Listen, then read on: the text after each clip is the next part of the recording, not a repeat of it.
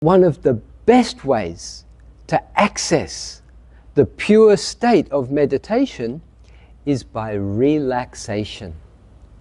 Because our minds are so busy and we're so caught up and we're thinking about so many things and there's so much going on in our life, even if you're a quiet person, you still probably have a lot of input coming into your mind.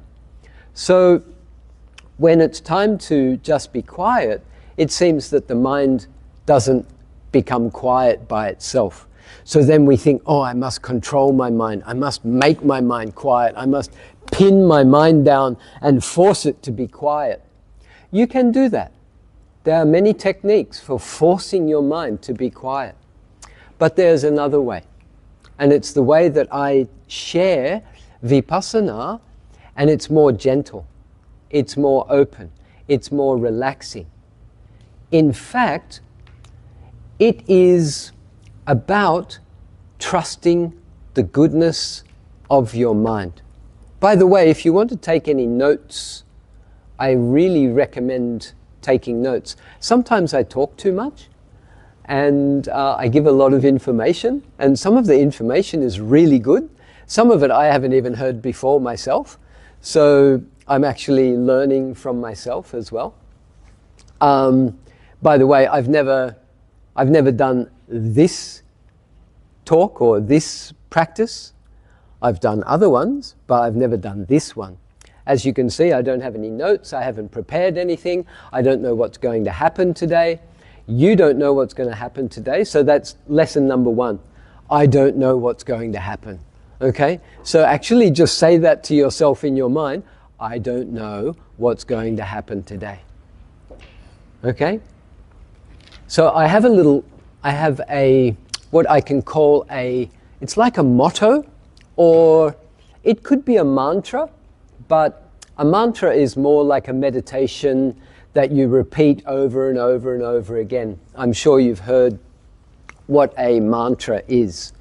But this is, I can call it a reminder, or I can also call it like a motto. Something that you frequently bring to mind, or something that you remind yourself. So through this practice, and as I said, it's been 30 years now that I've been practicing predominantly Vipassana meditation. As Ke Hui said earlier, I was a Buddhist monk for 9 years in the Myanmar tradition, in the Burmese tradition. So, and it's been all Vipassana. What I've learned, so when I sit down to meditate, I realized that I would have expectations. What am I going to get? I want to get something from this meditation. I want to achieve something. I want to get something. I want to make something. So then I started to realize and understand, also my teachers have already said it, that expectations are blockages in your meditation practice. If you're expecting to get something, then you're probably not going to get it, and also you may not get anything else, because your mind is looking at what you want and not at what you've got. If you want to get insight, if you want to understand the true nature of body and mind, you have to look at what you've got, not at what you want. If you look at what you want, you're kind of looking at the future, but you can't see the future. So your mind is somewhere grasping, searching for something else that's not present. I want to have that experience. I want to get this from meditation. I want that from meditation. It's not bad in a sense that, okay, you're aspiring and you are looking for something, but you have to let go of that. If you don't let go of that, your mind is just in the future. So this first little thing that I'm sharing with you is, I don't know what will happen. When you sit down to meditate, just tell yourself, I don't know what will happen. And even say it a few times. I don't know what will happen. I don't know what will happen. I don't know what will happen. Actually, this works because it is the truth. Do you know what's going to happen in your sitting meditation when you sit down at the beginning? You can't know, can you? Actually, we don't know the future. Do you know that? When I was in my first retreat in Australia, we were in the forest, and it was a first Vipassana retreat. And the teacher was giving a beautiful talk at night, talking away, and then he said, "The future doesn't exist." And it was like a bombshell hit me. It was like my head exploded. It was like, the future doesn't exist. And it was like, it was shocking, because it was like, wait, what do you mean the future doesn't exist? What are we all working for? And then I suddenly realized, my whole life I've been in the future. I'm always thinking, where am I going? What am I doing? What will I say? My mind was always out there. And all of a sudden, it was like, I realized that it was nothing was true. I wasn't living my true life. I wasn't living in the present moment. I was living in the future, always planning, always speculating, which is not a bad thing when you plan and speculate, but you have to do it in the present, knowing now I'm planning, now I'm speculating, now the mind is in the future. There's a big difference between being lost in the future and knowing in the present, I'm planning the future. I know what I'm doing now. So then I was also disappointed, because I thought, well, all my life I'd lived my life just thinking about the future. I was a bit angry that nobody told me. 29 years of my life, and nobody told me, hey, the future doesn't exist.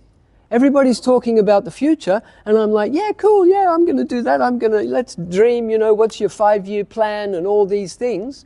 And it's like, wait, that doesn't exist. And it's like, that's right.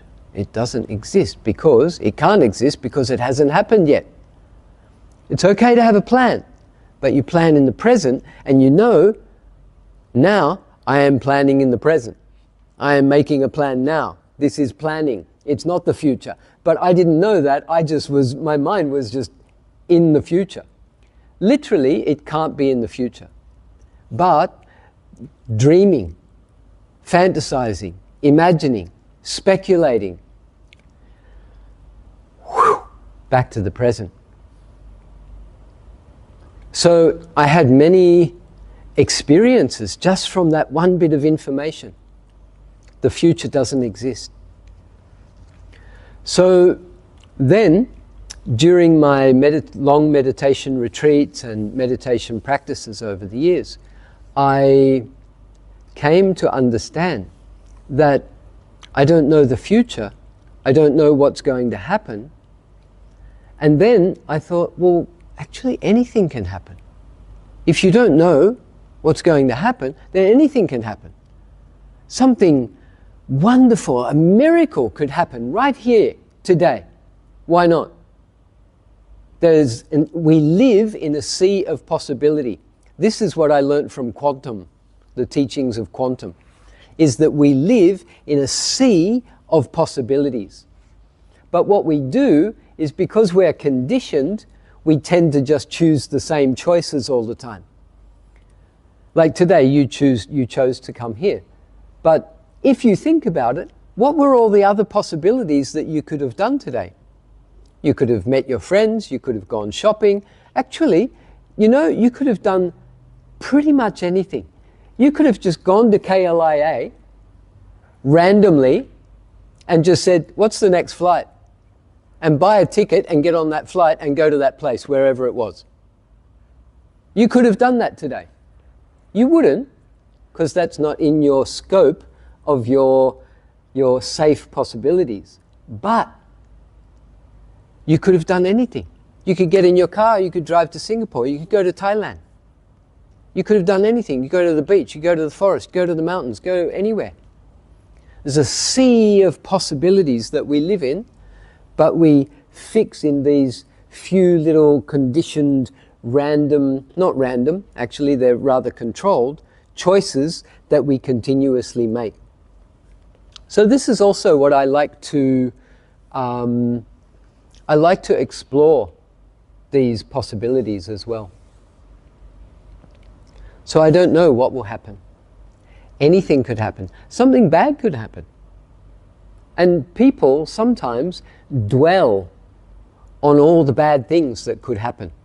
Oh, I could get sick. Oh, I could get hurt. Oh, something could go wrong. Something bad could happen. So there's a 50-50 chance something good could happen, something bad could happen.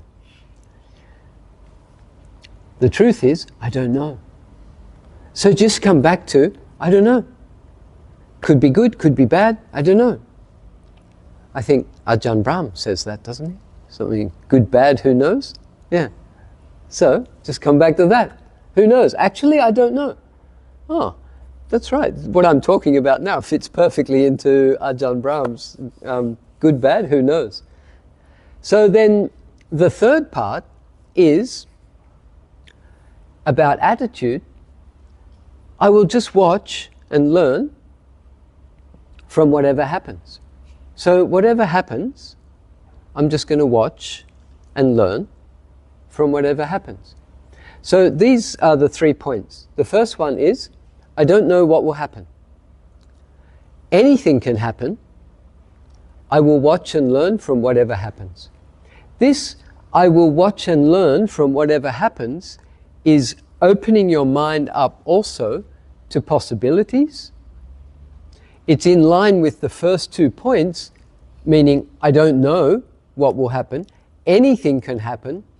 Let whatever comes, let it come, and let me learn from that. So this is the right attitude, I believe, for everything in life, is to be prepared to learn. Be ready to learn. People call me a teacher. I don't see myself as a teacher. I'm still learning. And I think if people start to really believe that they are the teacher and that they know everything, then it's like they're cutting off their possibilities. For me, I believe I live in a sea of possibilities, so I keep opening up to that sea of possibilities. That means I can always learn something new. I can always have a new experience. So this keeps my mind fresh. It keeps my life fresh, in fact. So these are the 3 points. I don't know what will happen. Anything can happen. I will just watch and learn from whatever happens. And if you go into any meditation with that attitude, then you're ready to learn. Vipassana is a tool for learning. Sati, mindfulness, is what the Buddha was teaching. This mindfulness is opening your mind up to be aware, to be mindful of anything that is happening in your body and mind in the present moment. So that's all we're doing. We're just opening up. What's happening now? It's not, now I have to sit down and I have to watch my breath. Now I have to sit down and I have to watch the movement of my abdomen. Now I have to sit down and I have to repeat some mantra, or I have to do some specific process. What if you sit down and you open your mind and you ask almost, let's ask, like, what's happening now? What am I feeling now? What am I experiencing now? What's happening in my body now? What's happening in my mind now? So I think somebody, they also have referred to Buddhism as open inquiry. So the Buddha always invited inquiry and to ask questions and to try and see for yourself. So this is one thing that you can take not only into meditation, but you can take it into your life, wherever you go. There was a time when this was very strong for me, that actually it was so strong, this idea that I don't know. And I would wake up in the morning and I would just think, well, I don't know what's going to happen today.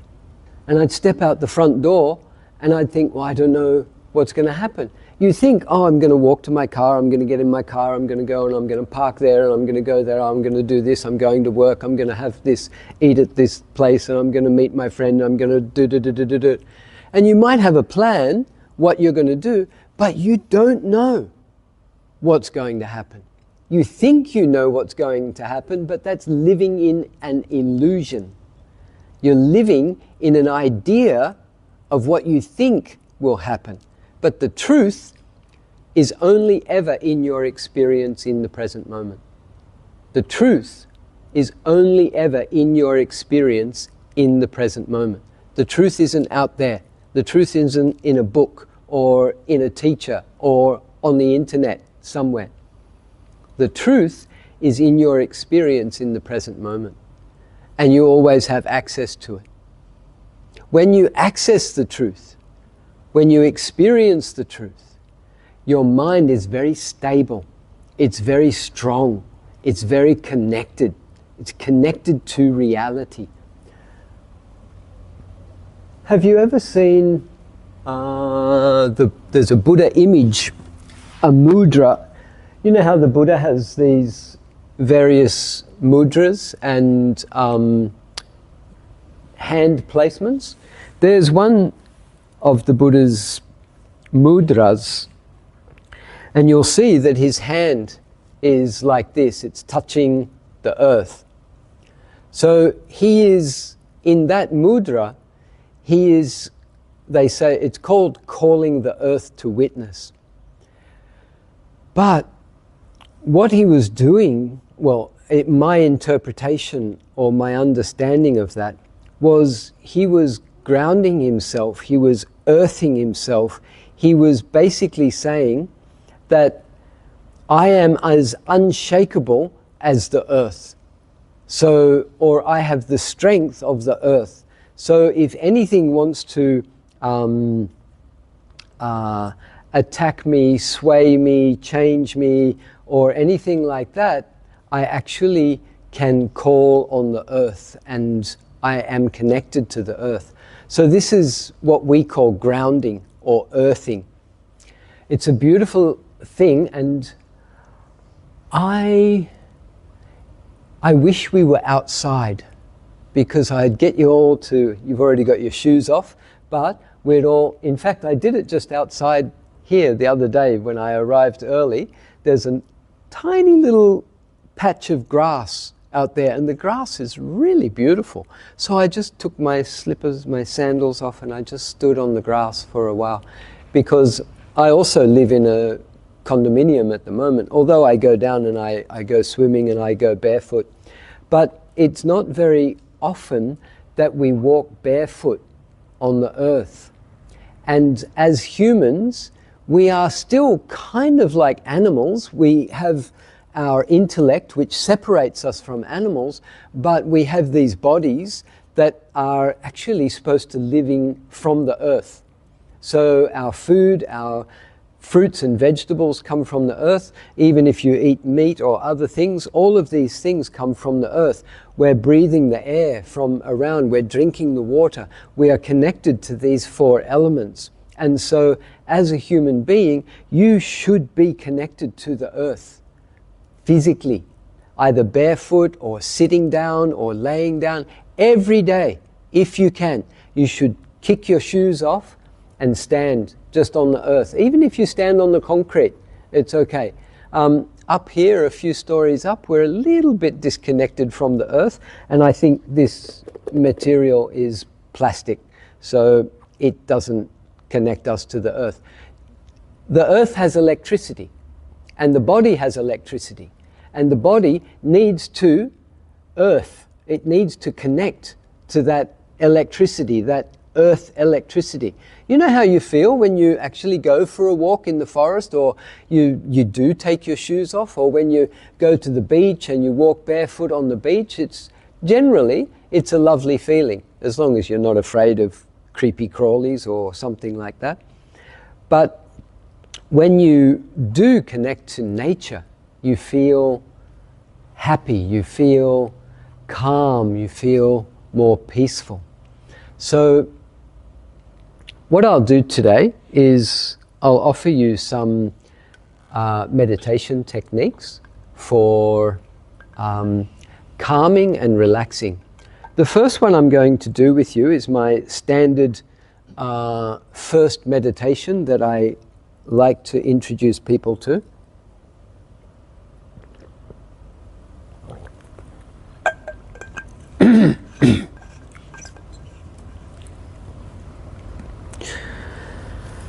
Mainly because people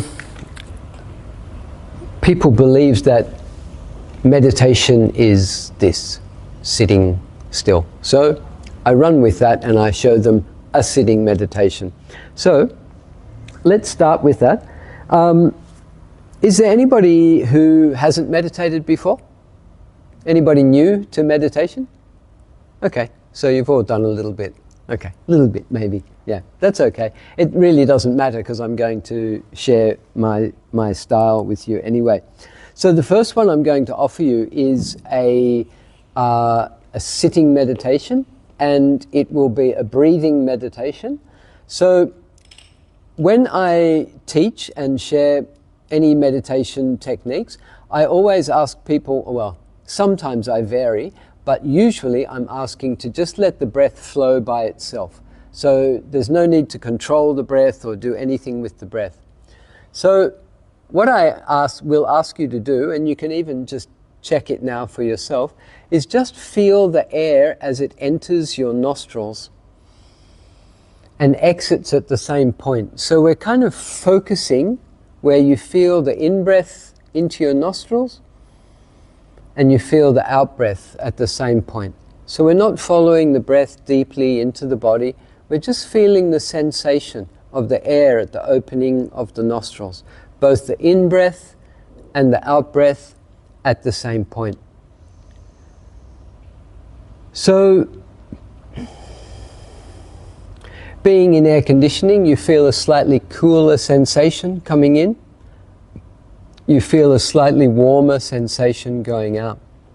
So what I'm going to do, we haven't started yet, I'm just explaining it to you. What I'm going to do after a while, I'm going to ask you to count. So as you feel the in-breath, you count 1. When you feel the out-breath, you count 1. In-breath 2, out-breath 2. In-breath 3, out-breath 3. In 4, out 5, in 5, out 5. And then start back at 1 again. It's very simple, but what this is doing is helping you to concentrate. It's helping you to be more present. So we're focusing on 2 things. One is the sensation of the breath, and 2, we're just getting the numbers right. In breath 1, out breath 1. In breath 2, out breath 2. In 3, out 3. 4, 4, 5, 5. Start back at 1 again. Keep going in a cycle. After a while, I'll ask you to stop counting the out breath. So you count the in breath and just feel the out breath silently. So it'd be like in 1, 2. So we're feeling, and then after a while I'll ask you to stop counting. So we'll drop the counting and we'll just be left with the breath. And that's what I want you to experience, is just the sensation of the breath. Usually because you've been counting, your thoughts have already, there are very few thoughts. Hopefully what you'll experience is some breaths without any thought. Let's see what happens. So, we're going to go on this little journey. So, the way I recommend to sit for meditation is to sit up on a cushion, have something under your feet. So don't sit with your feet on the floor because it will get painful. I tend to sit with my feet one in front of the other. So I pull one foot into the groin and then I just put one foot in front. I don't cross my legs like that, and because you get a pressure point and it gets painful. So if you want to sit longer, it's better to sit with your legs parallel to each other. Some people find it uncomfortable. Some people's legs stick up in the air. Then it's better to sit on 2 cushions or something like that. Sometimes it's also because of the clothes you're wearing also doesn't help you to sit comfortably. So then put your hands wherever you like. I quite like this position because it rotates, the hands rotate out, the wrists rotate out, the elbows rotate in, the shoulders rotate out, which means then you tend to open your chest more easily. So you're opening up your breathing. You're also making your posture better. So sitting up on a cushion, a little bit higher cushion, also rolls your pelvis forward, which then naturally straightens your back. It's always good to have a good posture. An interesting thing, last year, I went to India and I did my yoga teacher training in India. And I've been doing yoga for many years, but I had never done a course to learn all the philosophy and everything. And I heard that the kind of creator or the father of yoga, Patanjali, what he said was yoga is so that we may sit with a straight spine. It's like the whole teaching of yoga is so that you can sit like this. And it's like, well, can't we sit like this and not do yoga? Is it okay? But the point is that if you want to meditate, so yoga is not just all the different forms of movement and the postures, it's actually a teaching that is directing you how to meditate properly. So yoga is actually preparation for meditation. And this also then, if in the Buddha's teaching, meditation is the path to enlightenment. So yoga and meditation are on this path to enlightenment.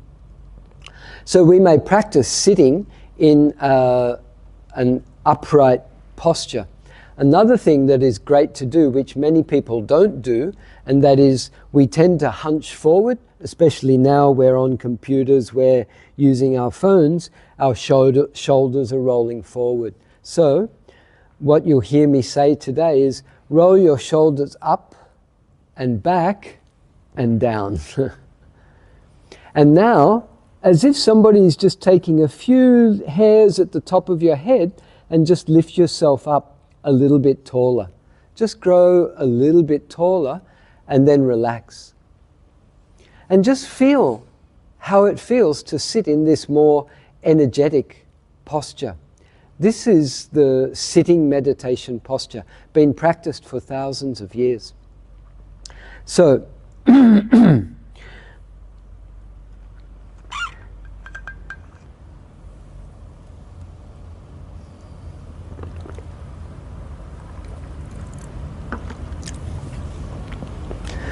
just feel where your body connects with the cushion. There's something that you've been, and gently close your eyes. We close our eyes because our practice here is to see inwardly. So we don't need to see the external world anymore. We've done a lot of that. We've been doing it all of our lives. Another thing you've been experiencing all your life is gravity. Every moment of your life, you've been pulled down to this earth. You've had no choice in it. We all have no choice. We are all experiencing gravity all the time.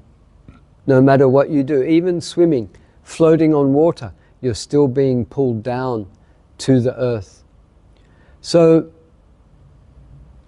Feel now where your body connects with the cushion. Feel the pressure. Feel the weight of the body, the heaviness of the body. Feel the contact with the cushion.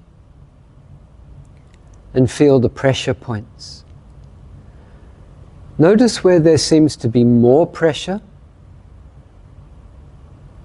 and less pressure. And also at those pressure points, even choose one pressure point. You may feel heat. And you may feel heat in all of the pressure points and contact points. Notice that your mind is in the present now. It's not in the past, it's not in the future. You're just having a present moment experience. Your mind is also probably not stressed, not worried, not afraid, not angry. It's probably not really negative at all.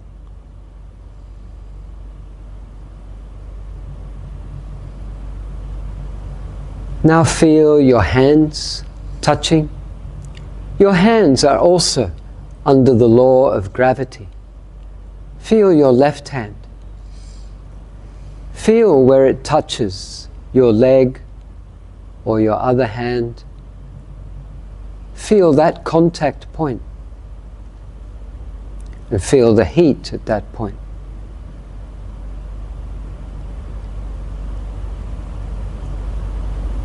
And feel your right hand. Feel the contact point. Can you feel the palm, the center of the palm of your right hand?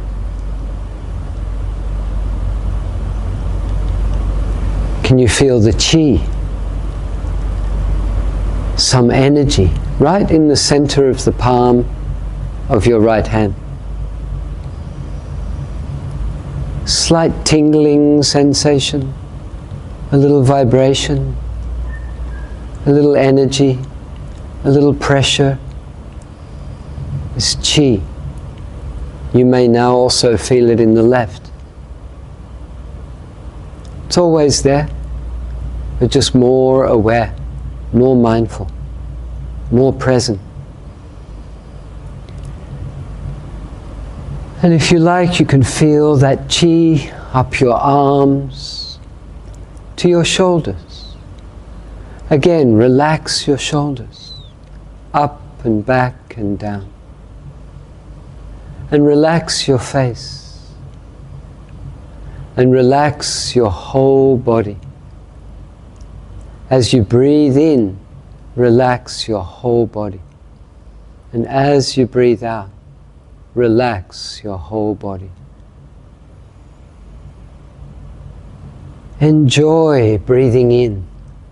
Enjoy breathing out. Celebrate life with each breath.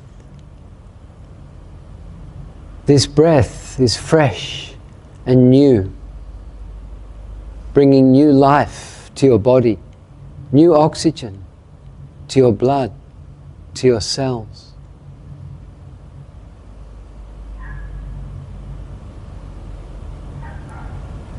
And this new breath has never happened before.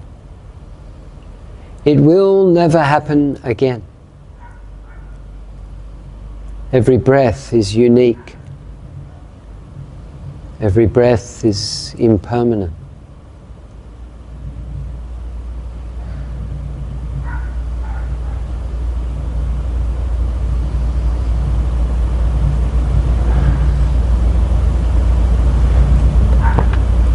Start to feel the coolness of the coolness of the in-breath and the warmth of the out-breath. Just feel the sensation. Let the breath breathe normally.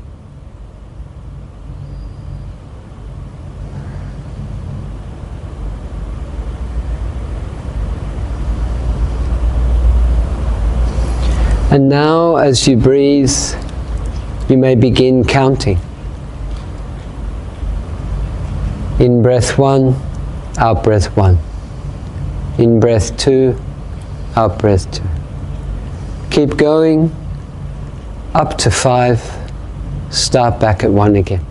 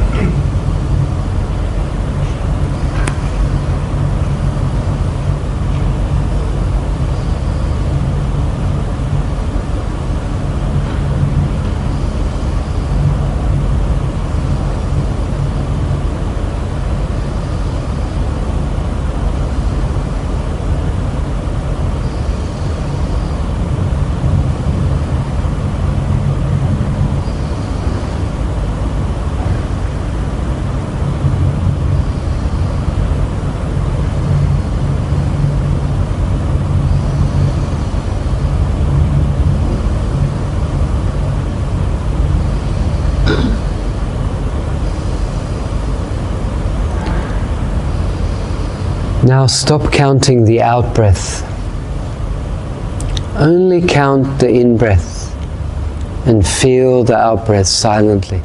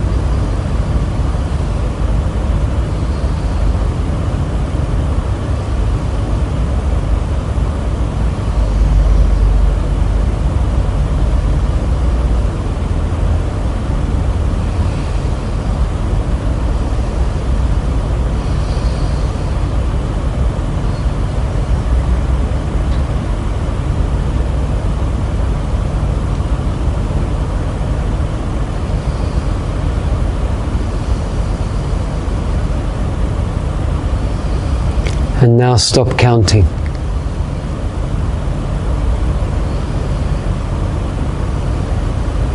Feel the breath silently.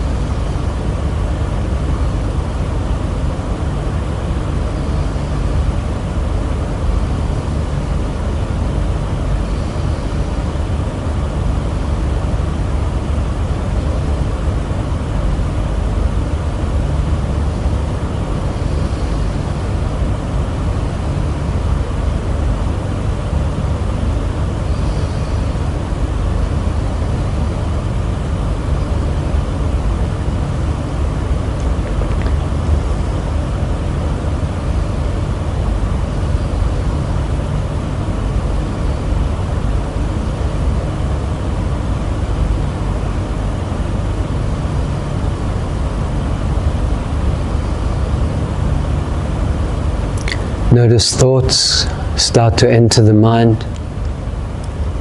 It's just thinking. Notice it. Gently come back to your breath again and relax.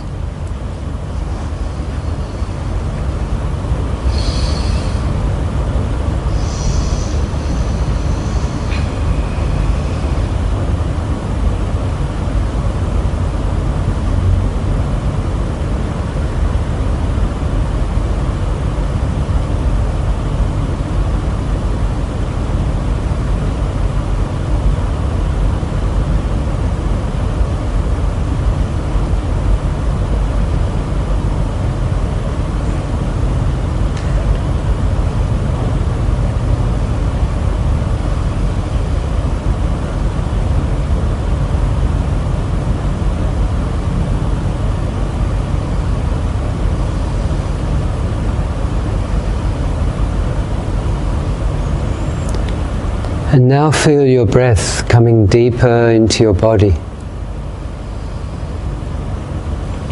Feel your chest moving with the breathing.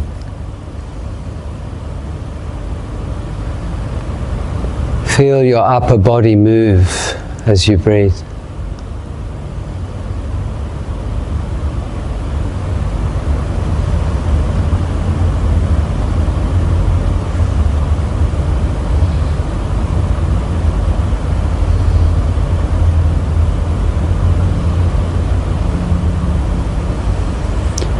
And expand your awareness to feel your whole body sitting here and now.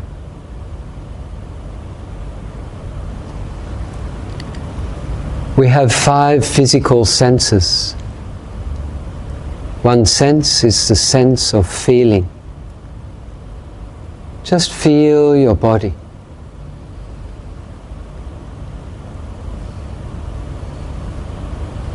And now switch your awareness to hearing.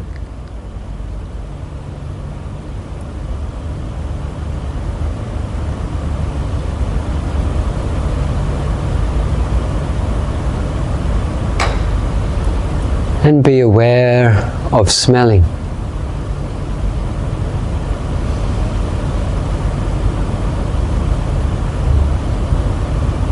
And tasting.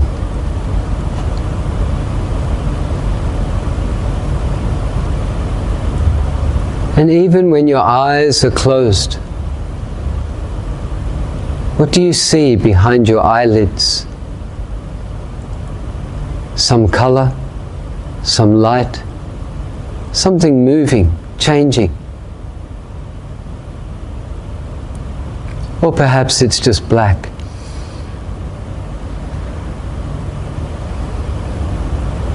Your 5 senses are always working, day and night.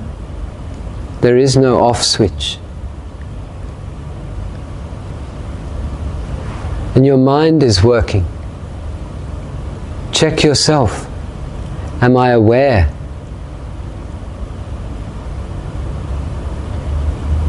Am I relaxed? Am I present?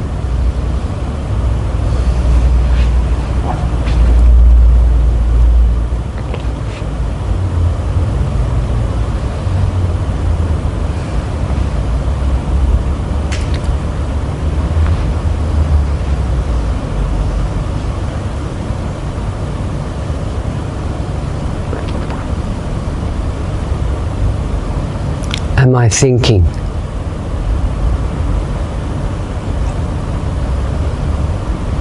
Just ask yourself, am I thinking? Or ask yourself, what is my next thought?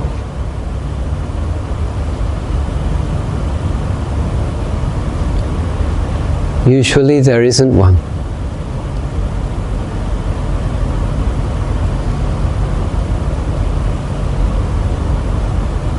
And check if there's any emotion. How do I feel now? Can you name any feeling, any emotion?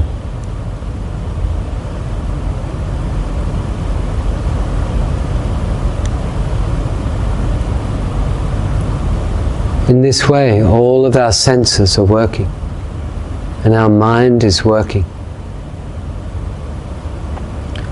All the organs and systems of the body are working. They're all doing their job. Actually, everything is working perfectly. All your organs, all your systems, all your senses, your mind, it's all working perfectly. Can you trust this?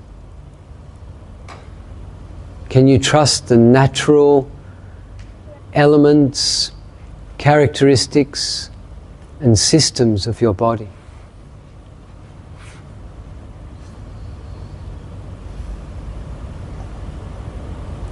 Even pain arises and passes away. The numbness comes and goes. Itchiness comes and goes. Discomforts come and go.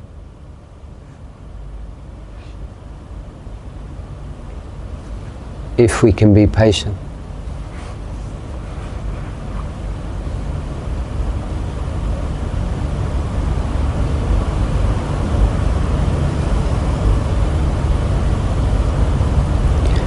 When you are ready, in your own time, feel free to open your eyes. Feel free to move your body.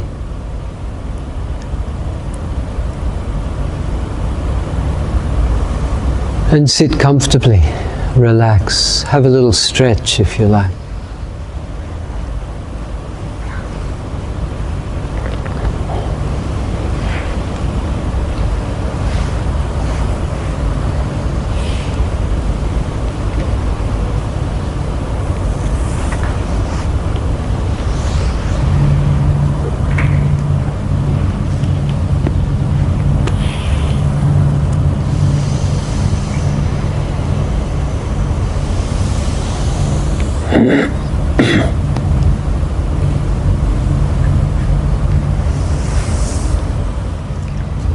So what I've shown you just now is a little bit of a mixture of two styles of meditation.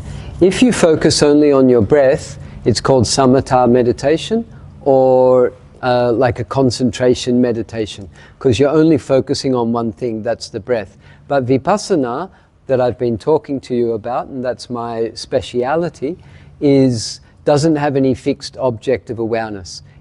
You open your mind up. Today, just now, I went through the 5 physical senses. So we were focusing on the breath, which is part of the physical body. Then we expanded and felt the body sitting here. That's the sense of feeling. And then there was the sense of hearing, smelling, tasting, and even the sense of seeing, even though the eyes are closed. And then in Buddhism we talk about the sixth sense, and that is the sense of the mind. The mind also has intuition, so your mind can know something that doesn't come through your senses. So the mind usually relies on what it sees, what it hears, what it smells, tastes and feels to actually know something. But the mind can know something without the senses. That's called intuition. Knowing something simply by knowing. Or can also be through thought. So a thought can also help us to know something. So usually the sixth sense we refer to simply as the mind. So that would include thinking and emotions and intuition as well. Sometimes when people do the counting of the breaths, sometimes people think quite a lot, and sometimes they can't even get to 5 because there's a thought interrupting the flow. It's perfectly normal, that's what we do. Actually, we are really just thinking machines. When you think about it, and you think about how much you think every day, they even measured it. It's amazing what they can do these days. They measure thoughts, and they say something like, they get different numbers, but something like 60,000 thoughts we can have in a day. Actually, if you ask me, it would be more like 60 million. So I include all the tiny little, beep, beep, beep, beep, beep, just bits and pieces of thoughts that come and go. It's a bit like when you go to the beach and the wind's blowing and the waves are coming, you might say, oh, there's a big wave. But if you look on each wave, there's actually lots of tiny little waves, like ripples, on every wave. So that's how I see the mind. There are the big thoughts that we can count or that are obvious and that maybe our brain responds to. But then I think there are many little sub-thoughts that are coming in and out all the time. So sometimes we can't even get to 5 because there's a thought has interrupted. Sometimes we some people are really good, they can, and I've even done it myself, you're counting, but you're also thinking. And so you get to 5, and then you go 6, 6, 7, and you go, oh no, I'm supposed to stop at 5, and then you go back to 5 again, go back to 1 again. Sometimes when I ask people to stop counting, they will, they still keep counting. It's like the mind got used to the counting technique and it still wants to keep counting, especially when I say stop counting altogether. Sometimes the mind wants to keep counting, it got comfortable in that. But what I hope you experienced was at least some breaths without any thoughts. That there should have been just 2 experiences. One is the sensation of the breath, and 2 is the awareness of the sensation of the breath. Just 2 experiences. At that time, if you were able to do that, then your mind was not in the past, it was not in the future, it wasn't planning something, it wasn't worrying about something, it wasn't trying to create something, it wasn't trying to get something or get rid of something.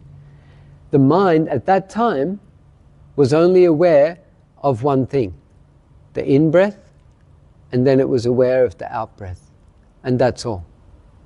In a way, we can call this the purification of the mind, especially if you had no thoughts. There was no talking in the mind, there was no opinion, no judgment, no liking, disliking, good, bad, pleasant or unpleasant. Just the sensation of the in-breath and awareness, and the sensation of the out-breath and awareness. So this also, some of you probably fell asleep, or at least had a little nod and just had a little bit of sleepiness. Also perfectly normal. Maybe you got up early this morning, maybe you didn't have your coffee this morning, maybe you had a late night. Most of us are running on what I call nervous energy or stressful energy. Most of us we are living at a stressful level. Just living in the city will mean that most people are already running on a kind of stress all the time. So what happens when I run retreats, people come for a retreat, and the first day on retreat, people are so tired. They're wiped out. They're exhausted, in fact. And it usually takes 2 or 3 days for their natural energy to come back. I don't let people drink coffee on retreat, so I take that away. So people usually use that to stimulate their mind. But when they don't have that, then they're falling asleep. What it shows me is that pretty much everybody is tired, if not exhausted. So that's why I said we're going to do some relaxation today. So already, if you were able to follow that breathing technique, you probably feel a little bit fresher in your mind, especially when you're able to even just follow a few breaths without any thoughts, then the mind starts to feel a little bit fresher. So just while you're sitting there now, it's not meditation, but I just want you to check, can you feel an in-breath without any thought? It's like just a silent in-breath. And can you have a silent out-breath? Can you have a silent in-breath and out-breath? Like one cycle of a breath. Just without any thought. Could you do that? Yeah? It's not too difficult, is it? And how does it feel? It's kind of nice, isn't it? A little holiday from thinking, a little holiday from yourself, a little holiday from responsibilities and having to be someone or do something or get something, get rid of something. It's a nice little holiday. And that's all you have to do, just one breath. One in-breath one out breath. If you can, do 2. If you can keep going, then keep going. You don't have to count how many breaths you're doing. Counting breaths doesn't mean anything. Even what I showed you before, the counting up to 5, it actually doesn't, it has no symbolic meaning. It's just when you engage a word with your experience, you will actually be more concentrated. That's all it is, a little concentration technique.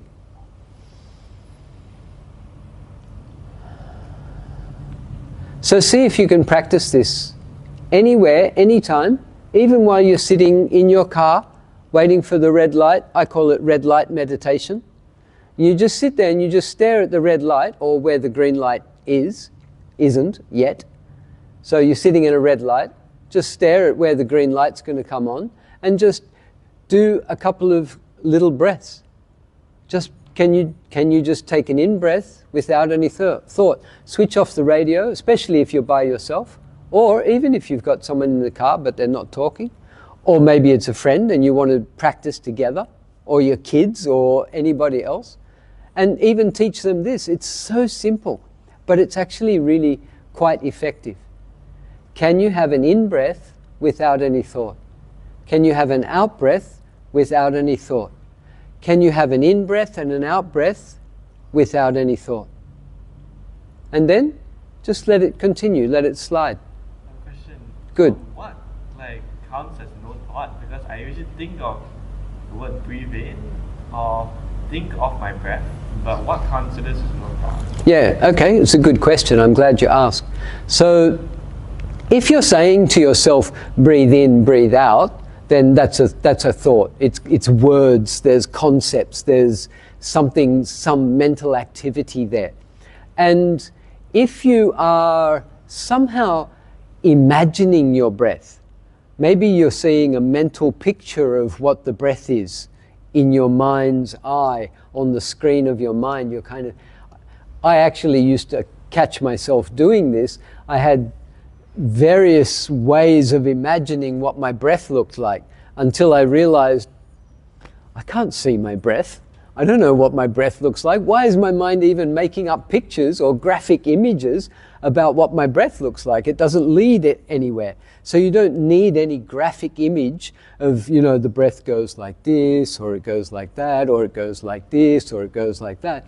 It doesn't matter. These things can all be deleted. In fact, the best thing you can do is just clear the screen of your mind so that you don't see anything. So let's just actually practice that. Okay, so just close your eyes. It's not a meditation, so you don't have to change your position. Just close your eyes.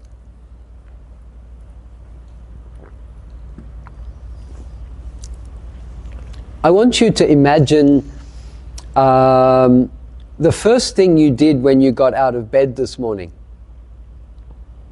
So it's not imagining, you're actually remembering. But do you see it on the screen of your mind? You can see something like what you did this morning. And then, what did you see when you arrived in this building this morning? And now, can you remember what I look like sitting here, with your eyes closed? Do you see that's the stuff on the screen of your mind? Now I want you to clear that screen. Just delete it. See the screen as blank.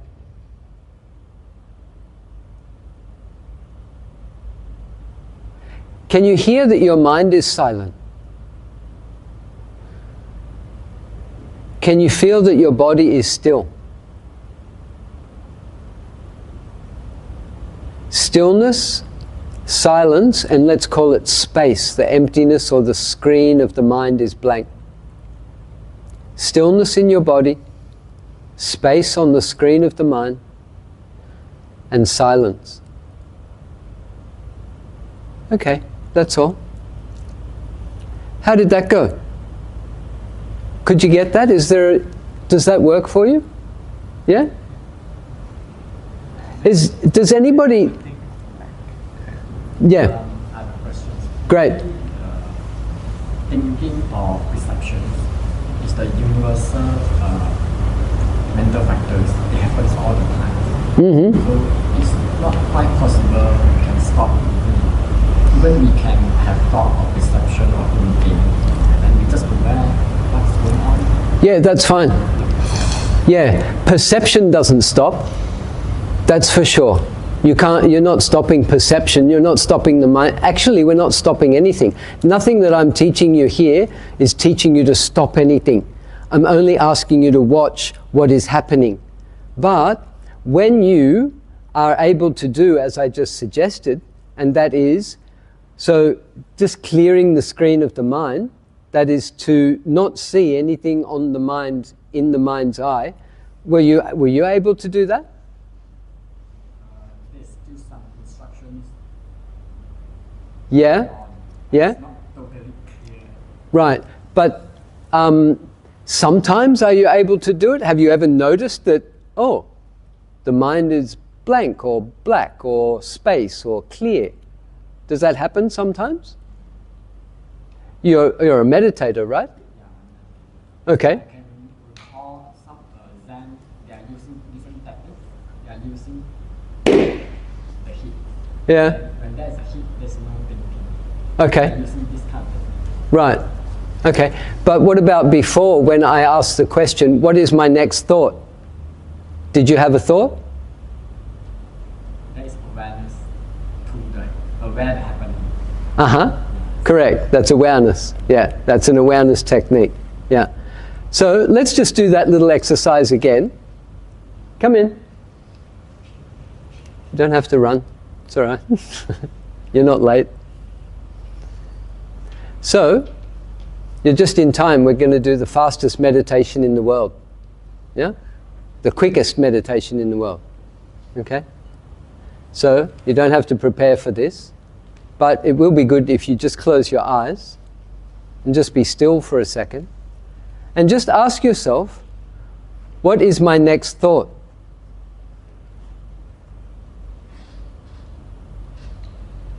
So just ask it again. What is my next thought?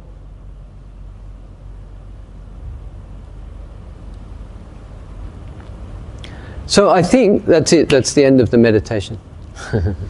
I told you, it's the quickest meditation in the world. And most people, at least for a split second, when they ask that question, there is a moment when there's no thought. It's like you have to stop thinking to see if you're thinking. It's like you have to stop to see what is happening in the mind. So everybody can have that, at least a little experience of momentarily not having a thought in the mind. So what I'm doing in this practice and what I've just shared with you, I use these three concepts to actually enter into meditation. So the first one is the stillness of the body. So as I'm sitting here now, actually the body can never be perfectly still. The body is always moving. There's chi, there's energy, there's vibration, there are so many things happening in the body. It's never perfectly still. But because there is no intention to move, we can call it a relative stillness. When I feel the stillness of the body, and then when I clear the screen of the mind, that is what I call space, then I don't see my body, I have no mental image of my body. It's actually as if the body dissolves because I'm only experiencing stillness and space, and then I hear the silence of the mind. Stillness, space, and silence. And the effect is there is no thought in the mind. There is no activity on the screen of the mind. There are no actions, movements, things playing out. There's no memories. There's no projections into the future. And the body's dissolved. You can't feel the body. There is no body to experience at that moment. And it can last a little bit longer as you start to get more experienced at it. This is what's called the purification of the mind. It's a very simple. It's an entering into. It's the I can't remember whether it's upachara samadhi or appana samadhi, but it is a samadhi state. But it's coming. Actually, we're experiencing this more through vipassana than we are through forcing the mind. So samatha, the samatha meditation and concentration meditations are often forcing the mind to stay fixed on a state. But this is more of an invitation. It's much more relaxing. Because all I'm doing is I'm sitting still, I'm coming into stillness, and I'm noticing the stillness of the body. Maybe for many of you, you're not able to actually feel the stillness, perhaps in the way that I can feel it. Of course, I have a lot of experience, so it's much easier for me to understand and feel the stillness of the body. But even relatively, I think you can feel, the body is still. And then, when you clear the screen of the mind, there's nothing on the screen, it's like blank. And then you listen to the mind, I say listen to the silence of the mind. Even just one moment, you can have an experience of stillness, space and silence. And I think pretty much most people can experience no thought, just for at least a moment. And then, as you practice, this can become a longer and longer state of experience. It's very simple. It's actually so simple that most of us can't do it.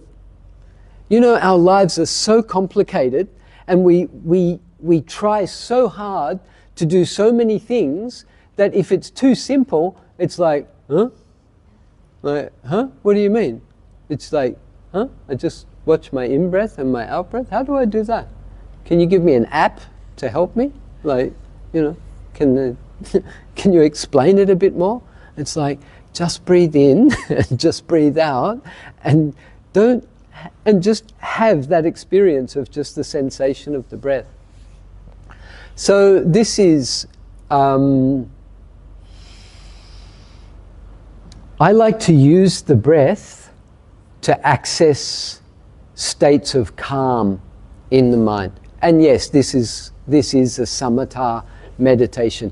Many vipassana teachers will use the breathing to calm the mind first and then open up into the awareness of what are the other senses and what's happening in the body and mind. So, yeah.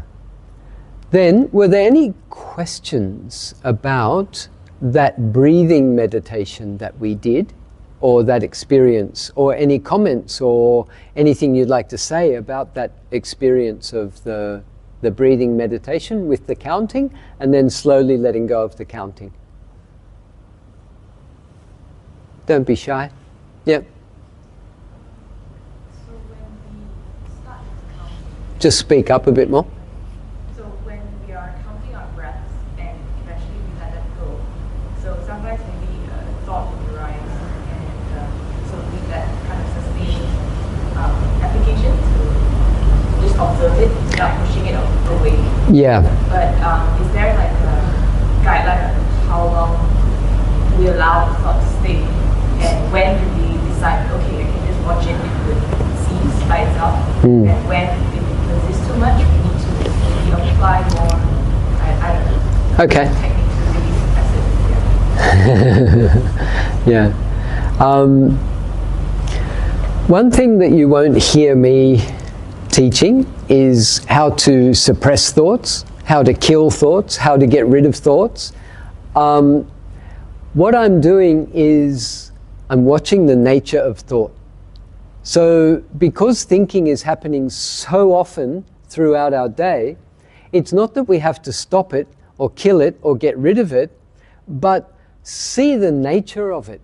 What is the nature of thought? What does thought do? Why do we even think? Do you know? Why do we think? It's a really interesting question. It's like we're having all of these thoughts all day long from the time we wake up until the time we go to sleep. And at the time we go to sleep, it's like we've thrown them all in the garbage bin. They've all finished. We go to sleep, we have our sleep, we wake up and we start thinking again the next day. A whole new batch of thoughts. So what's the purpose of it all? What do we get from all of those thoughts in the day? Yes, we might get some answers, we might get some good ideas, we might make some plans, we might maybe learn from some mistakes or something like that. But there are a lot of thoughts that really don't make sense and that are really unnecessary. So why are we having all of those thoughts? What's causing thoughts? Where are thoughts coming from? So in Vipassana, it's not about stopping thoughts, it's not about getting rid of thoughts, but what I found is that if I gently apply my awareness to any experience and I observe it with some degree of interest or curiosity or investigation, not really analyzing because that would be more thinking, but pure experience, the thoughts fall away by themselves.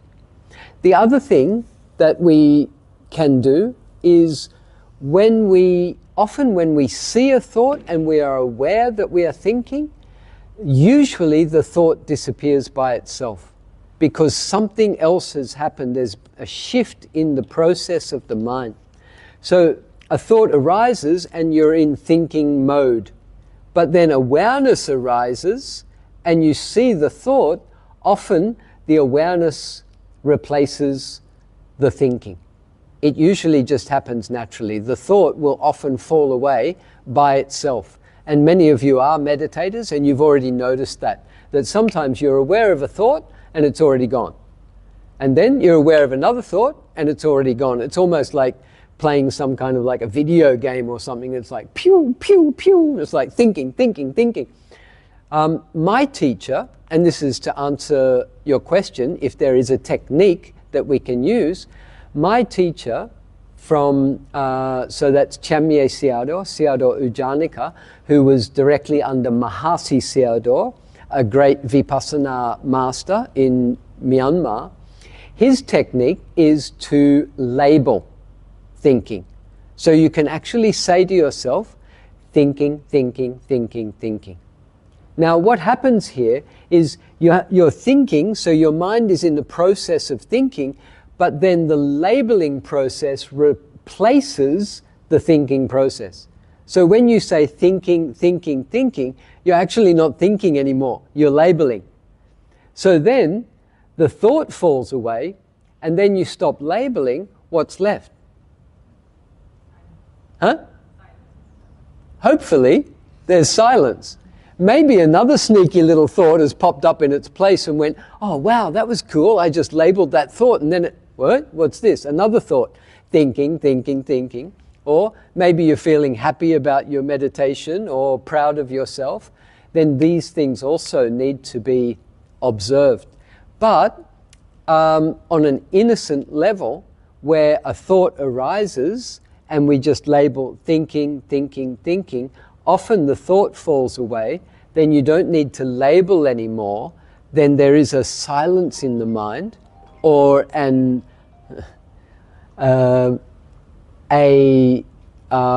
observing mind is now ready to observe whatever else needs to be observed. So you can come back to the silence and just sit in the silence, or come back to the breath and observe the sensation of the in-breath and the out-breath. So that's one of the best techniques.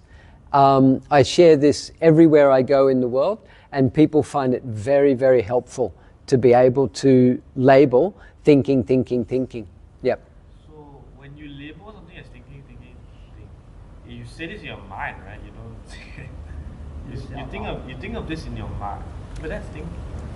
It's not thinking. It's only a single word. So if you think about a thought is usually a story, and it's got a subject, and it's, you know, something's going on in the story. To say thinking, one single word, it's not really a thought, it's a concept, it's a word, but there's no story evolved in it. And there's no, I'm not saying I am thinking, so it's not a sentence, there's no I in it, it's just process. Thinking, thinking, thinking. So, if you, in that way, it's not really a thought, but it is a concept. So it's a word. Yeah. Now what if I imagine the word? I usually imagine the word. You see the word written, thinking, T-H-I-N-K-I-N-G. Yeah. Yeah, we might do that. Some people will, because we've been taught this from when we were tiny little kids, sometimes our parents drilled us into the ABC and the alphabet, and then we live in a world of words and letters and concepts and such. So when I say the word thinking, I might see the word actually kind of printed on my mind. But that's okay too. That's coming back to clearing the screen of the mind, but that's another little different level of tweaking the mind. But for now, it doesn't matter if you see the word thinking, thinking, thinking come up in the mind, that's not a problem. It's what you're doing is, again, we are not killing the thought, we're not stopping the thought, but we're just noticing, realizing, oh, this is just thinking. So really there must be wisdom associated with this, that is just realizing, this is just another thought.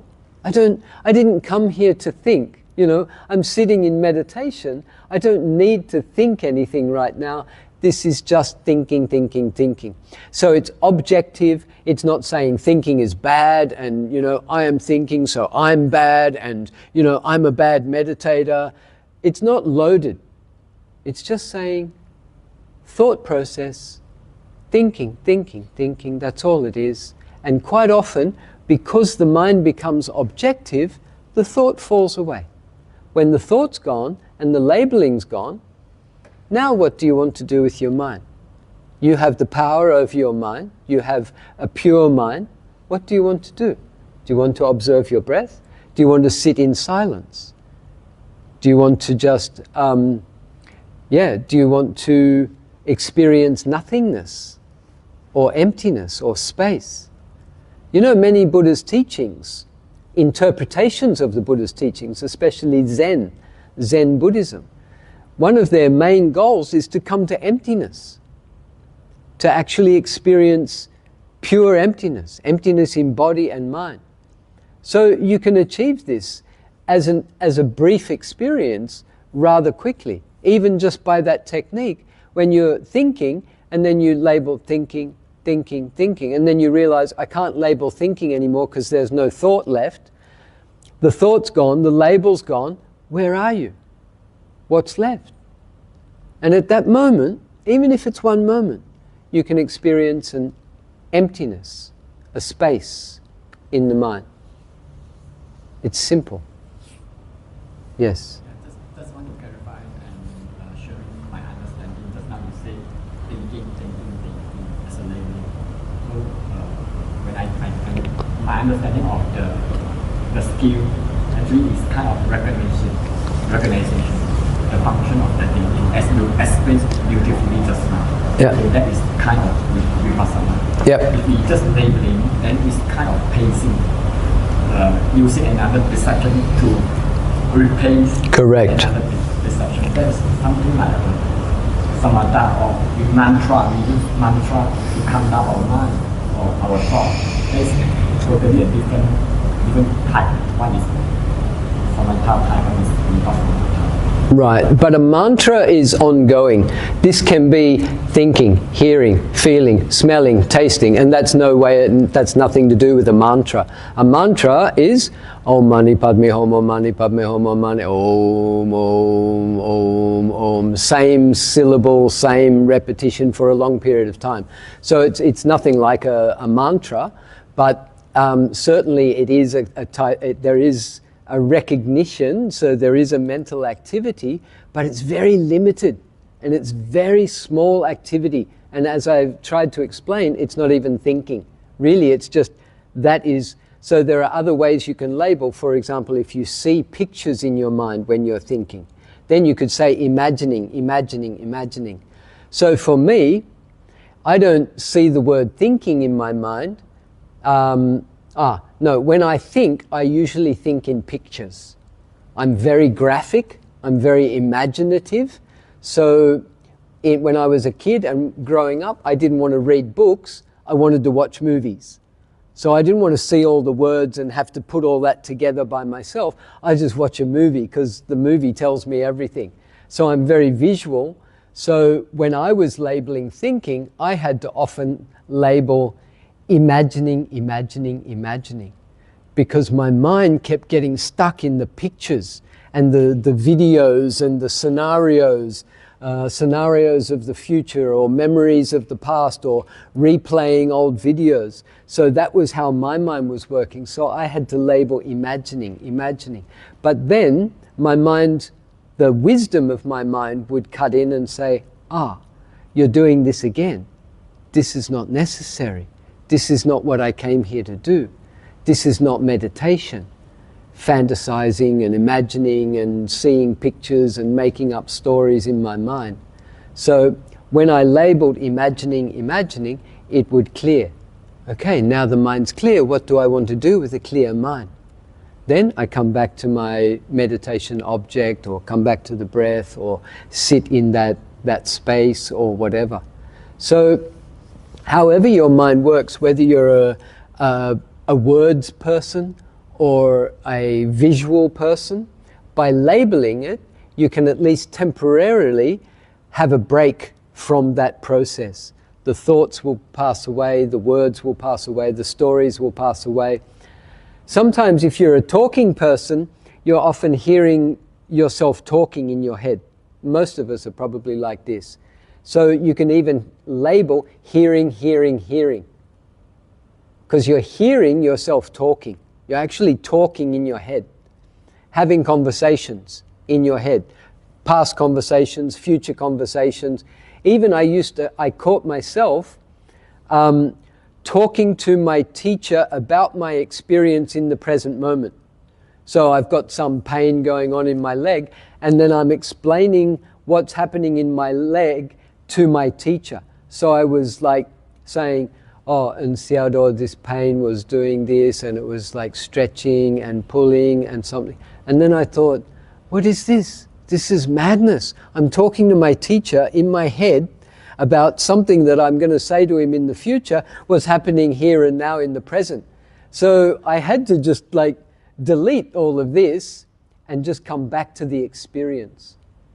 And that's when the vipassana is really practiced, not just the mental stuff. We've got one at the back first, yeah.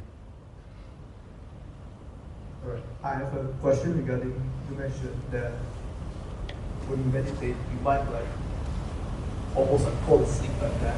Yeah. So yes, I experienced that a lot.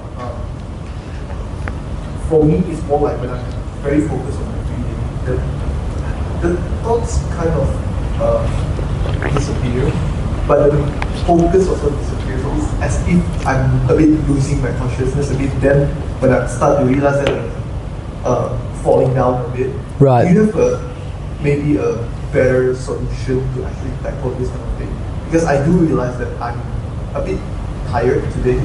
Yeah. So yeah, what are your thoughts about this? Yeah. So as I said, everybody's tired. We're all tired. So it's not just today. If you tried to meditate tomorrow, it would be the same. And also, it's one of the problems of doing like a little day retreat. I mean, you've just been working all week and then you had to get busy and ready and come here this morning. So you're tired. We're all pretty much tired.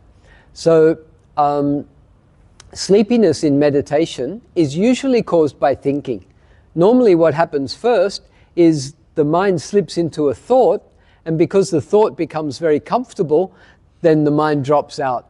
And it's kind of like, like that. So, and that's why it happens so very quickly. You might be, because I saw it in myself, but then I used to ask people about it, and then they would say, Oh no, but I was watching the rising and falling of the abdomen, I was watching my breath, I was meditating, but even so, very quickly, and thoughts are very fast, and that's why I said we probably have 60 million, not just 60,000 thoughts in a day. They are so fast. The Buddha didn't even give a simile for the speed of the mind, because he said the mind is the fastest thing that is known. So faster than light, faster than anything else, is the speed of the mind. So you can have a thought faster than you even know that you're having a thought. So the mind quickly goes into a thought. If it's a comfortable, relaxing thought, bang, you're into sleep, and it happens in a finger snap. So it is thinking. So the best thing is to be vigilant and guard or watch for thinking in the mind. So in Vipassana, a lot of our practice is awareness of thinking process, which is a very unusual meditation instruction, is to be aware of thinking. Most in meditation instructions will say, stop thinking, go back to your meditation object, or avoid thinking. But in Vipassana, thinking becomes part of the meditation, awareness of thinking. And this is a very different instruction, to the extent where sometimes what we're doing in the practice is really watching thoughts. Like as if you were a cat sitting at a mouse hole, waiting for the mouse to come out of the mouse hole, and you just sit there. How alert is this cat? The cat's very alert. It's like waiting for the mouse to come out. So in your mind, you could sit and say, when's my next thought? And just wait and watch.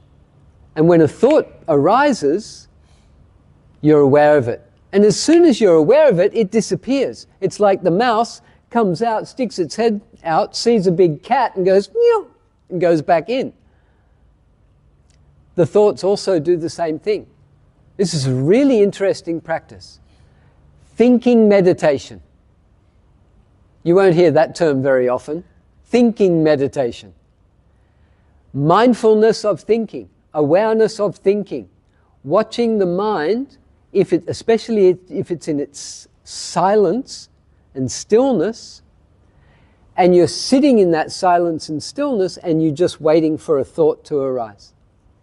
It's like sitting in a forest. I remember there was a book by Ajahn Chah, one of the great Thai forest monks that I believe was enlightened. One of his books was called A Still Forest Pool. Maybe you've seen it. It's been around for a long time. A still forest pool. Now imagine walking through beautiful, lush green forest, and you come to an open space, and there's a pool of water, natural, perfectly crystal clear, perfectly calm pool of water. The surface of the water is just like glass, or like a mirror, reflecting everything above it. And it's so still. And you just sit down and you just watch the surface of the water. And you allow your mind to become one with the surface of the water. As if your mind and the surface of the water were the same thing. And if your mind is that still, imagine if a little fish just went blip, you would see it. And the rings of the water would move out from that and it would come back to stillness. Or imagine if a leaf falls down from a tree and just lands on the surface of the water. You see it very clearly because everything's still. But one little movement, one thing happens, and you see very clearly exactly what happens. This is how sharp and how clear the mind can become. And you can develop this ability to watch this clarity of your own mind. But it takes practice. And it's not just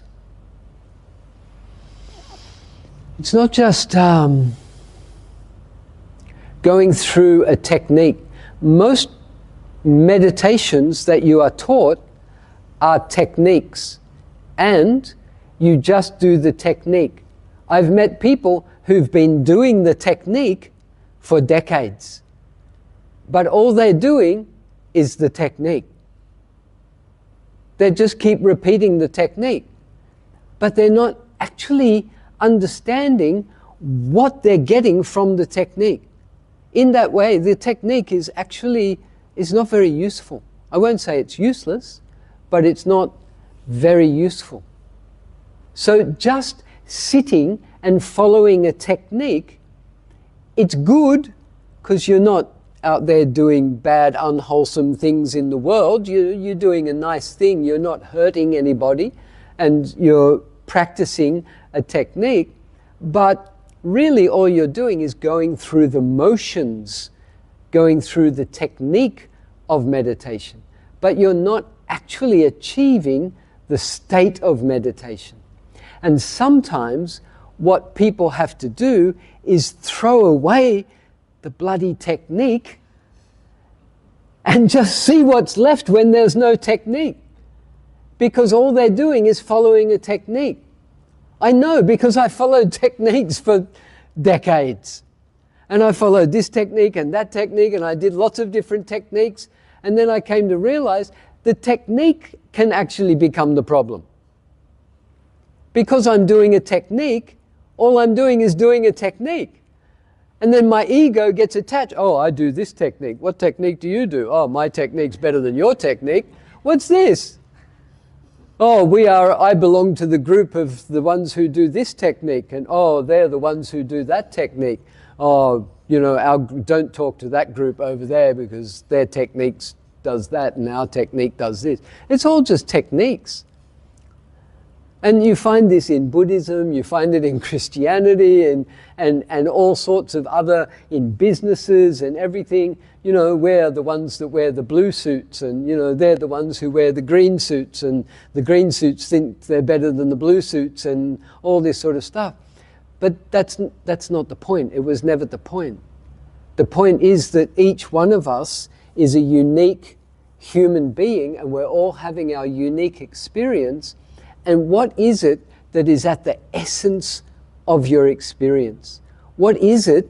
What is the consciousness that is operating in your experience in this moment? So in order to access your true nature, your true essence, it's kind of like you have to go through. This is why they say, let go of things. So we often hear this in the teachings, but there even comes to a point where you have to let go of your meditation. Even the Buddha said, if I'm not mistaken, that you have to let go of even him, because there were some people at the time of the Buddha were so fixated on the Buddha that he pointed them out and called them out and said, you're not doing the right thing. You just keep looking at me. You have to look at yourself. Following me isn't the path. You have to see yourself. You have to find your own truth.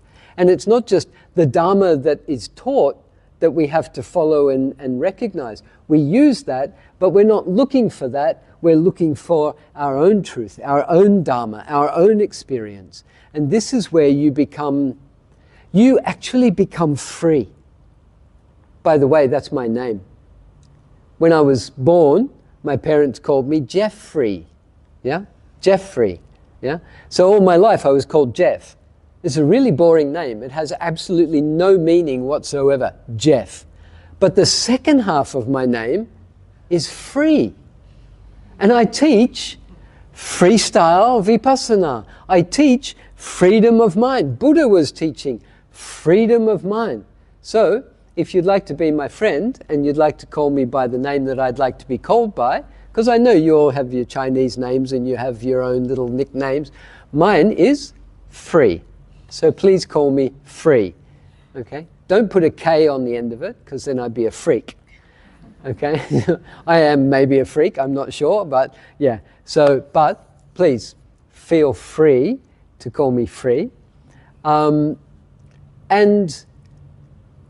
you can become free in your mind if you see how your mind is attached to many different things.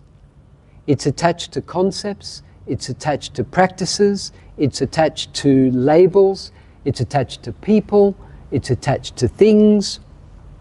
And we're not saying get rid of them all and cut them all off and not have them, because that's not the right way to practice.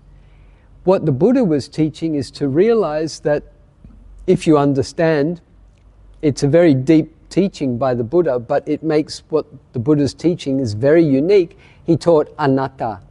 Anatta is not self or no self. If you can understand that, then you realize if there's no self, a non-self cannot own anything, and it cannot be attached to anything. There is no attachment. There's no such thing as attachment. But because I think I'm permanent, because I think I am who I am, then I erroneously, mistakenly, ignorantly, I'm attached to things. And I, sitting here, Mr. Free Oliver, I cannot say that I'm not attached to things. I am actually still attached to things. But when I see very clearly and I use my Dharma power, my Dharma wisdom, I know very clearly there's no way that I can be attached to anything. It's actually impossible, because there is no self.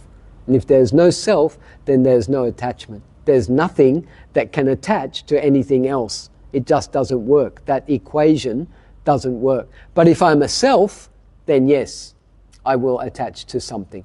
But if I'm a non-self, how can it attach to something? It just doesn't make sense. So when you really understand the Buddha's teachings, then you will understand there is no attachment, and then you actually can become free from suffering. Another way to access this is by impermanence. To realize that every experience that you have is in a process of change. Listening to me now is just a process. Your hearing is a process of change. Your hearing is a process of change. Your senses are a process of change.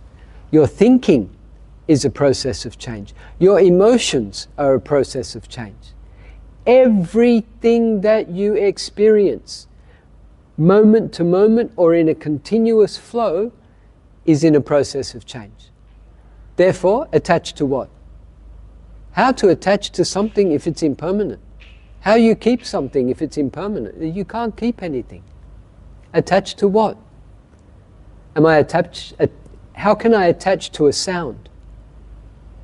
Is it possible? How can I attach to a sensation? Oh, it's so nice to feel its touch or something. But you touch, it's finished. Then what? How to attach to that? It's just an experience. How you taste something. We're going to go for lunch soon. So, when you taste something, how to be attached to that taste? Yes, in the sense that, oh, this beautiful, yummy mango or whatever it is, oh, I want to have more. Yes, that's attachment. But the taste itself slides and disappears. And the smells disappear. So everything at your senses is in a process of disappearing. There's nothing you can do about that. It's always been this way. It's been the same way for every human being that stepped foot on the planet. All your senses are all in a process of dissolution. They are dissolving right now as we speak. It must be this way. So again, logically, attached to what? Attached to a smell, attached to a taste, attached to a sight. Okay, you see something beautiful. Then you can say, oh, I want to keep looking at this beautiful thing. But every time you look, it's a new experience of looking. So every time you look, that experience of looking disappears, it dissolves. When you look away, you look back, it's a new experience. It also will dissolve. You can't just look at something beautiful for the rest of your life and like live your life like, oh, it's so beautiful.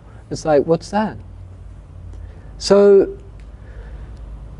it's interesting when we get down to this word, this meaning of this word attachment, and that the attachment is causing the suffering. The Buddha said that if you remove the attachment, you remove the suffering. But if you understand that in truth, you can't actually be attached, then this is, it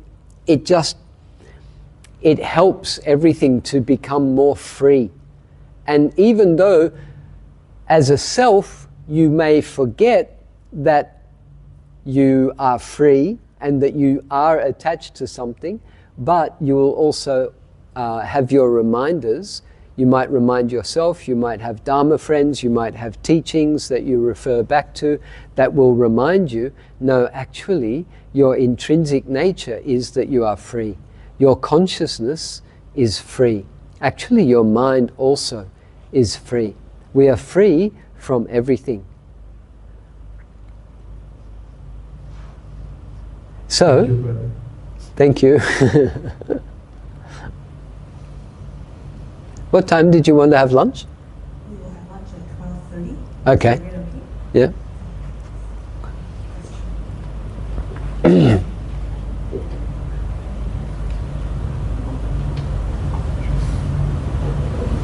I wanted to share an experience I had just now when I was meditating because I found this very interesting. So usually when I go for these meditation sessions or the retreats, I might have some sort of pain, and I tend to verbalize it in my head. So if I have a back pain, I could say that in my head I'll complain about it, but I wouldn't actually talk to it about anyone else. What I realized is that these thoughts are very spontaneous, but when I ask the question, what's my next thought? First of all, there was no thought, which was a bit surprising. So, and then there was one instance where I did actually have a thought, but that was like one of the first times where I was so aware that the thought was entering my head. So when I said, what's my next thought? And then suddenly I felt like a warmness here, and I knew that I was going to start complaining in my head about the pain in my back. So I felt it come in, and then I felt it leave. So I'm not usually aware about the entrance and exit of thoughts. I know that I had it, but it tends to disappear without me even realizing in the end. So this is the first time I was like aware about it. And it kind of was interesting because I realized like the power of self-awareness and how it can actually help to realize the thoughts, and they more naturally come and go. Yeah, fantastic. I hope you understood what he was just saying. And quite often, people will have this experience that when they practice meditation, they happen to get certain pains in the body that they only get in meditation. I personally get one right in the middle of my back, and I only get it when I meditate. I don't get it at other times, and I don't think it's just my sitting posture. Maybe it is, but I call them meditation pains. They only come up. It's like little friends that come to visit you when you're meditating.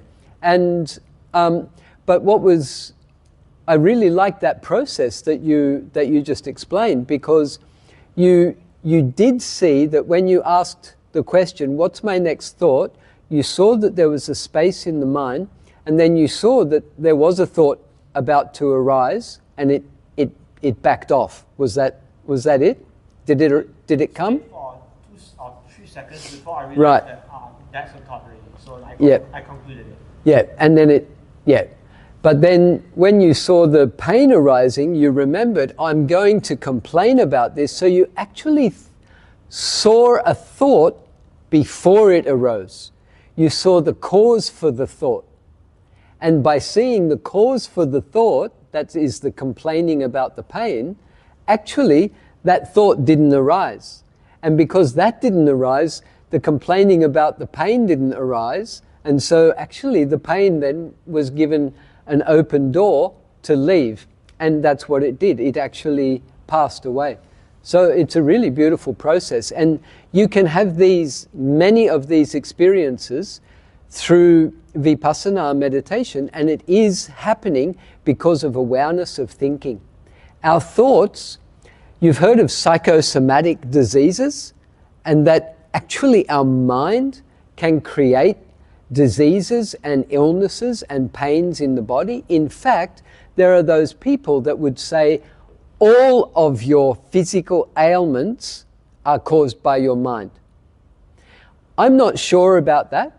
I think sometimes there may be physical things, that something physical can cause something physical, but somehow, ultimately, it's true because your mind made a decision to be in this particular place at this time to do this, and therefore somehow you made a decision to have this experience, and therefore even if something physical happens, you made a decision to be here, so it's still caused by your mind. Anyway, if you can see that your mind, when a pain is arising, and you can see that your mind is complaining about it, worried about it, afraid of it, disappointed by it, there are actually a whole range of mental states that arise with pain. Now, if you can start labeling them and actually naming them, what are the different names that you could give to the mental states that arise when you feel pain? I just named some of them there, but when you feel, for example, you feel disappointed because this pain just keeps coming back. You thought it was gone and it's come back. So, disappointed. And you say to yourself, disappointed, disappointed. Not just labeling it, but you take a moment to just feel, what is this disappointment? And you experience disappointment. You're not saying, go away disappointment, I don't want to be disappointed. You're not overanalyzing this disappointment, like intellectualizing, what is this disappointment about? Where does it come from? You know, how can I do? You're not thinking about the disappointment, you just experience disappointment. Normally in your life you won't do this. You won't just experience a mental state or an emotion. You'll be doing something with it. You'll be either indulged in it and lost in it, or you'll be fighting with it, trying to get rid of it, or distract yourself away from it, or something. But in Vipassana, we then say, this is disappointment. Let me now learn what is disappointment, and sit in the disappointment. Feel it. Experience it. Don't run away from it. Don't shut it down. Don't try to stop it. Don't suppress it. Don't do anything with it. Don't control it, because that's what you do in your ordinary life. And we do the same with pain. A pain comes up in your body and you're like, how can I get rid of this? Or, call your mum, Mum, I've got a pain in my leg. What can I do? Or you go to the massage therapist, or, you buy some medicine for it, or you got to get rid of this pain. In Vipassana, we just say, welcome. And you sit with the pain. You feel the pain. You experience the pain in a view to understand the pain. What is pain? Why does pain arise? What's the cause for pain? Why does pain arise? Why does pain last for some time? Why does pain disappear? If you sit with it for a while, the pain will disappear by itself. And so the pain is one of the best teachers you can have in your life, because it's actual suffering. It's physical suffering, and it's a teacher. And then you get all the mental states that arise around that pain, and all of those are your teachers. Your impatience, your frustration, your anger, your fear, your worry, your stress, all of these are your teachers, if you want to learn. So, we will come back to that. But what we're going to do is I'm going to introduce eating meditation to you. So, since we're on a little retreat, on my retreats, So I run retreats. I've just finished running 4 retreats in Bali, and having people coming from all different countries, mostly Russians and Ukrainians, believe it or not. You know, there's a war in Ukraine at the moment, and the Russians invaded Ukraine. I get Russians and Ukrainians sitting on my meditations retreats, sitting side by side, because these Russians don't want to invade Ukraine, and the Ukrainians don't want the Russians to invade. Actually, these people sitting here on this retreat, they don't have a problem with each other. There's not a problem. There never was a problem. But the governments created a problem. And so Ukrainians found themselves hating Russians, whereas before they didn't hate them. So, and then they've started to realize, well, we don't have to hate each other. Just because something's happening, you know, over there, it doesn't have to affect my relationship with you here now personally, because you as a person and me as a person, we don't actually have a problem. So anyway, on my retreats, I like to introduce eating meditation. I don't know what style of food is down there. I don't know how it's being presented. Is it coming in takeaway containers? Yes, 1 container for each person. Right, okay. All right. We recycle them. Okay, yeah, sure. Okay, good. So, do you know what you're going to eat for lunch? No? Okay, good. I was just testing, yeah. Maybe she knows, I don't know, but maybe someone knows. So we don't know. So you remind yourself, I don't know what I'm going to, I don't know what's going to happen. So, and you don't know, even you open the box and look inside, you might say, oh, it's kway teow, or it's, you know, this or that or whatever. But you don't know what it tastes like. And, you know, you might say, oh, I don't like those things, or I don't like this, or, you know, oh, I'm not going to eat that, I'll just eat this. But you don't know until you eat it. So what I want you to do, I want you to go to lunch really consciously aware of being just open-minded. That whatever it is, I'm just going to accept it as it is.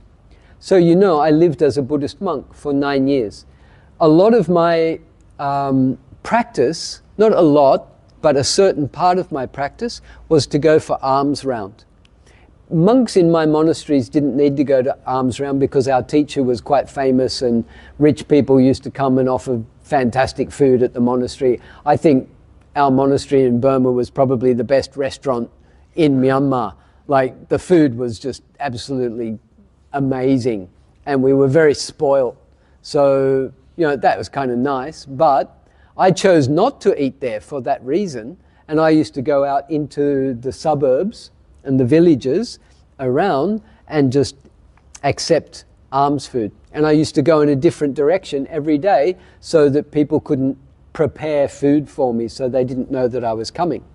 So I would, of course, I never knew what I was going to get. And eating only 1 meal a day as well. So whatever you got in your bowl, that was your meal for the day. And you make the most of it. Some days you get a lot of really nice, yummy, you know, healthy stuff, and other days you just get a bowl of rice and some peanuts and a bit of this and a bit of that or something. So, really today, as you approach food, these days we're so spoiled. You guys are all so spoiled.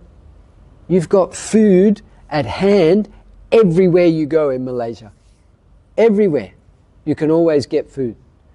And you can get whatever you want, basically. So, we don't really respect food.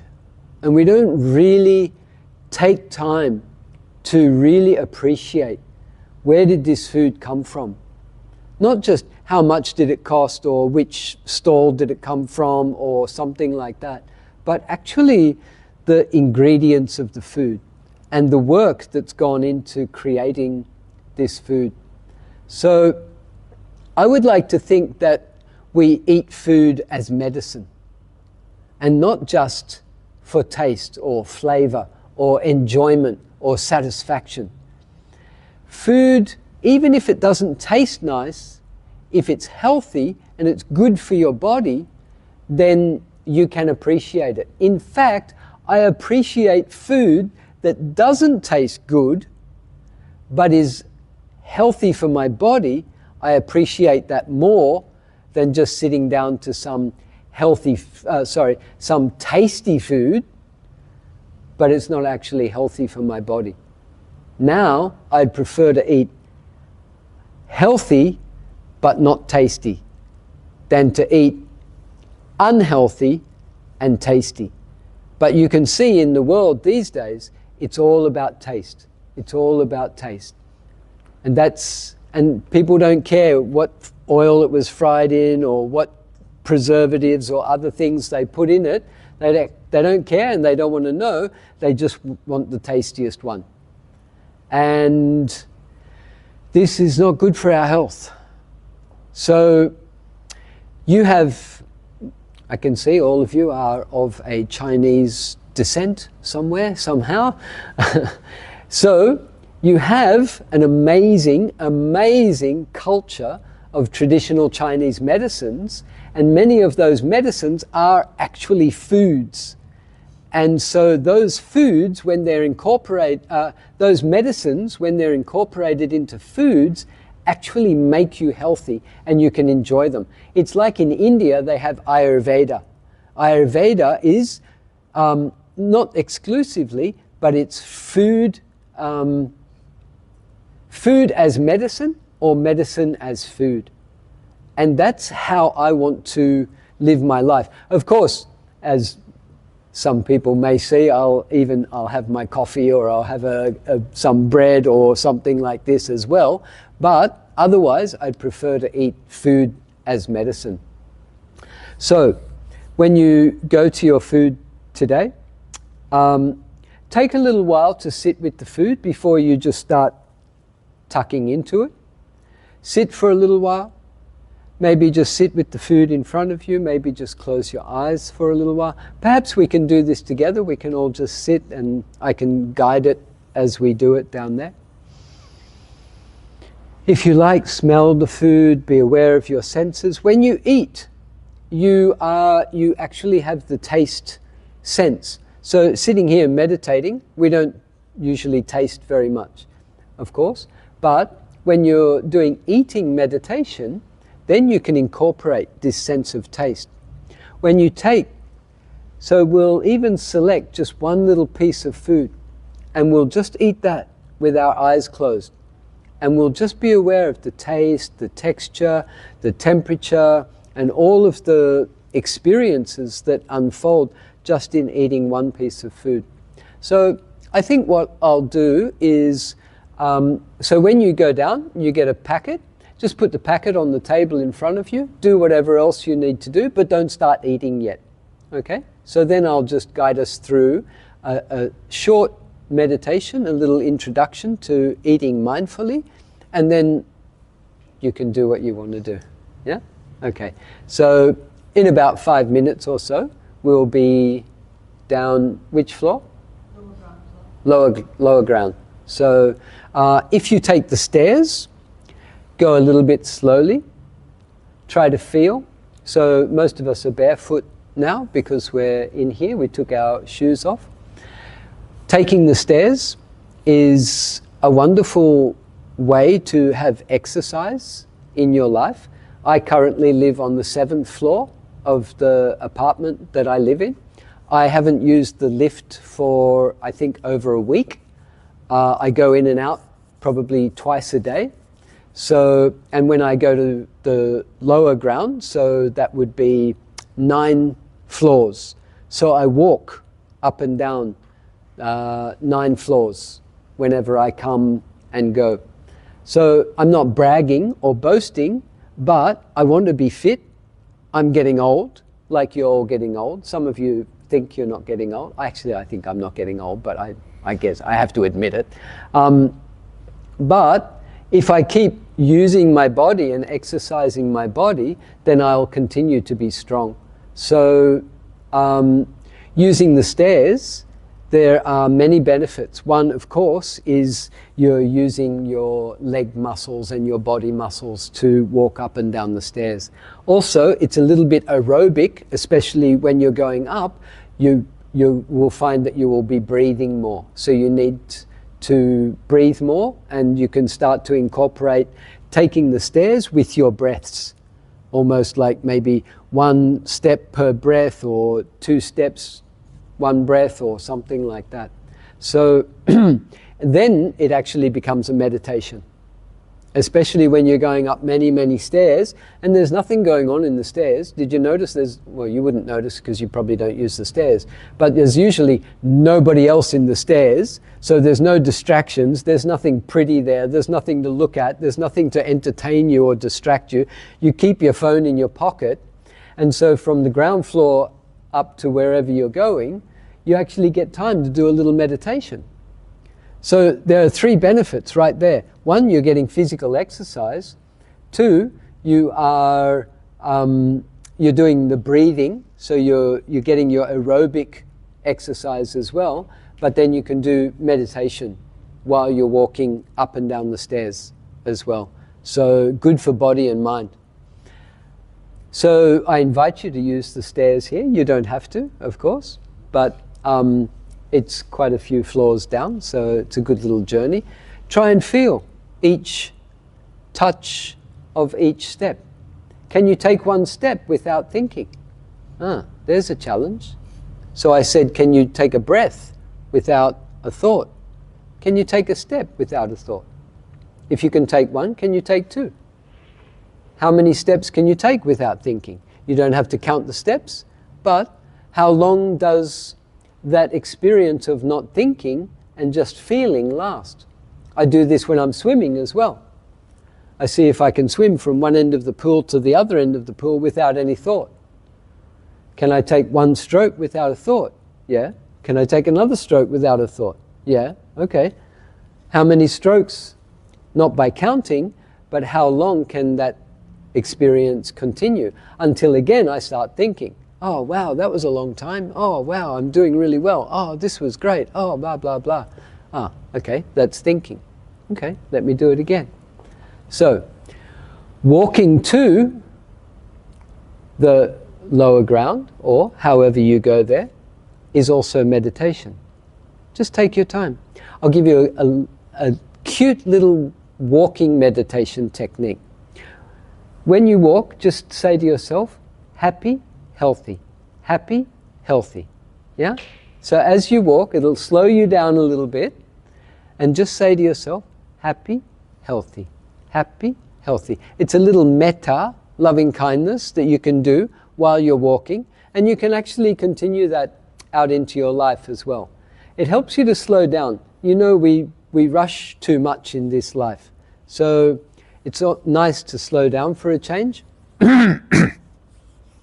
So you can try a little walking meditation on your way to lunch, and then when you get your lunch, just sit down and we'll do a little eating meditation together. Okay? Thanks everybody for listening.